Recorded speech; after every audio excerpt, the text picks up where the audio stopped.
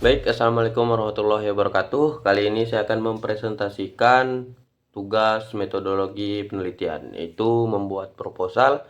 Di sini proposal yang saya buat berjudul Analisis Kemampuan Pemecahan Masalah Matematika, Materi Sistem Persamaan Linier Dua Variabel ditinjau dari gaya belajar pada peserta didik kelas 8 di SMPN 19 Mataram. Ini kita ambil di tahun 2024 atau 2025. Itu ada di semester ganjil. Baik, di sini saya berterima kasih kepada dosen pengampu 1 yaitu Pak Junaidi SPD MPD dan dosen pengampu 2 yaitu Ratna Yulistianingsih SPD MPD. Sini saya sendiri Muhammad Abi Rizky dengan NIM E1 R021020, Prodi Pendidikan Matematika, dan ini dibuat tahun 2024. Baik, di sini kita langsung masuk saja ke latar belakang. Ilmu matematika adalah ilmu pengetahuan yang mendasari perkembangan pendidikan, di mana sangat menekankan bahwa pentingnya meningkatkan kemampuan peserta didik dalam pembelajaran matematika. Pada pembelajaran matematika, hal terpenting yang harus dimiliki oleh peserta didik adalah kemampuan pemecahan masalah. Sebab pemecahan masalah merupakan langkah awal dari peserta didik untuk mengembangkan ide-ide dalam membangun pengetahuan baru dan mengembangkan keterampilan yang dimiliki mereka dalam matematika. Baik, di sini saya lanjutkan dengan rumusan masalah pada penelitian kali ini, yaitu ada dua. Yang pertama itu bagaimana kemampuan pemecahan masalah matematika materi sistem persamaan linear dua variabel pada peserta didik yang memiliki gaya belajar global. Dan yang kedua, bagaimana kemampuan pemecahan masalah matematika materi sistem persamaan linear dua variabel pada peserta didik yang memiliki gaya belajar analitik. Di sini untuk tujuan masalahnya itu di sini ada dua juga, yaitu yang pertama untuk mendeskripsikan kemampuan pemecahan masalah matematika materi sistem persamaan linear dua variabel pada peserta didik yang memiliki gaya belajar global. Dan untuk yang kedua atau tujuan penelitian yang kedua yaitu untuk mendeskripsikan kemampuan pemecahan masalah matematika materi sistem persamaan linear dua variabel pada peserta didik yang memiliki gaya belajar analitik. Di sini ada manfaat penelitian. Nah, manfaat penelitian itu terbagi jadi dua, yaitu manfaat penelitian secara teoritis dan manfaat penelitian secara praktis. Di sini untuk manfaat penelitian secara teoritis itu penelitian ini diharapkan dapat memberikan saran atau informasi yang berguna serta menjadi bahan pertimbangan bagi guru dan sekolah untuk mengembangkan kurikulum dalam proses kegiatan pembelajaran, khususnya pada mata pelajaran matematika guna untuk meningkatkan kemampuan pemecahan masalah matematika dengan berdasarkan gaya belajar mereka. Di sini untuk manfaat penelitian secara praktis itu terbagi jadi 4. Yang pertama itu ada guru, yang kedua itu ada peserta didik, yang ketiga itu sekolah, dan yang terakhir itu ada peneliti.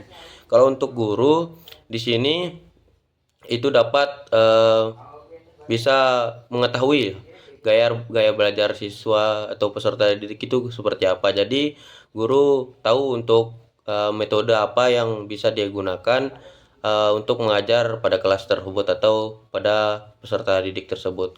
Nah, untuk manfaat yang untuk peserta didik di sini, jadi peserta didik itu lebih mengerti dengan mereka diajarkan dengan gaya belajar mereka. Terus untuk sekolah yaitu sebagai saran untuk perkembangan kurikulum atau kurikulum yang berlaku pada sekolah itu. Jadi di sini untuk manfaat penelitian untuk peneliti di sini dapat memberikan gambaran bagaimana gambaran nyata yang ada di lapangan. Jadi peneliti selanjutnya bisa mengetahui atau mendapat referensi bagaimana keadaan lapangan atau peserta didik dengan beberapa macam gaya belajar yang akan kita laksanakan pada penelitian kali ini. Baik, selanjutnya ada kerangka berpikir. Di sini ada bagannya, yaitu pertama itu kemampuan pemecahan masalah matematika peserta didik berbeda berdasarkan gaya belajar. Nah, di sini gaya belajar yang akan kami teliti atau saya akan teliti yaitu ada dua. Yang pertama itu ada gaya belajar global dan ada gaya belajar analitik. Di sini gaya belajar global itu adalah seseorang yang bisa mengerjakan atau melaksanakan beberapa tugas sekaligus. Nah, sedangkan kalau gaya belajar analitik itu seseorang yang hanya bisa melaksanakan atau mengerjakan satu tugas dalam satu waktu. Dan di sini dari dua gaya belajar itu saya mengambil langkah-langkah pemecahan masalah menurut dari John Dewey. Di sini ada 5 langkah. Yang pertama itu menghadapi masalah, yang kedua pendefinisian masalah, yang ketiga itu ada penemuan solusi, yang keempat adalah menguji beberapa solusi, dan yang terakhir itu adalah memilih hipotesis terbaik atau memilih langkah-langkah pemecahan masalah yang terbaik lah dari siswa. Dan di sini untuk yang terakhir itu adalah deskripsi kemampuan pemecahan masalah matematika peserta didik berdasarkan gaya belajar global dan analitik. Baik, di sini selanjutnya itu pendekatan penelitian. Pendekatan penelitian yang pertama itu adalah jenis penelitian ini adalah penelitian kualitatif, karena di sini peneliti akan menganalisis bagaimana gaya belajar siswa atau peserta didik, dan setelah nanti terakhir akan mendeskripsikan bagaimana sih pemecahan masalah untuk peserta didik dengan gaya belajar mereka. Dan yang kedua di sini ada sampel. Sampelnya itu peserta didik kelas 8 pada SMP 19 Mataram. Dan yang ketiga itu ada metode. Metode di sini ada 3. Yang pertama itu ada metode angket atau observasi. Yang kedua itu ada tes tulis, dan yang terakhir itu adalah wawancara. Di sini tes tulisnya itu untuk menguji sampai mana pengetahuan yang mereka atau peserta didik itu tahu tentang gaya belajar mereka. Di situ kita akan menguji sampai mana sih. Jadi di situ kita bisa mengetahui gaya belajar peserta didik itu seperti apa, apakah global atau analitik. Begitu juga dengan metode wawancara. Ini untuk menguji juga bagaimana atau apakah gaya belajar dari peserta didik. Baik, di sini selanjutnya adalah prosedur penelitian. Yang pertama itu di situ persiapan penelitian, menyiapkan segala tentang penelitian. Yang kedua itu menyiapkan sampel, yaitu peserta didik kelas 8 pada SMPN 19 Mataram. Yang kedua atau yang ketiga adalah pemberian angket gaya belajar. Terus yang keempat adalah pemberian tes pemecahan masalah seperti yang sudah saya jelaskan sebelumnya, yaitu tes pemecahan masalah terkait gaya belajar global ataupun gaya belajar analitik. Setelah pemberian tes, yaitu ada selanjutnya yaitu wawancara.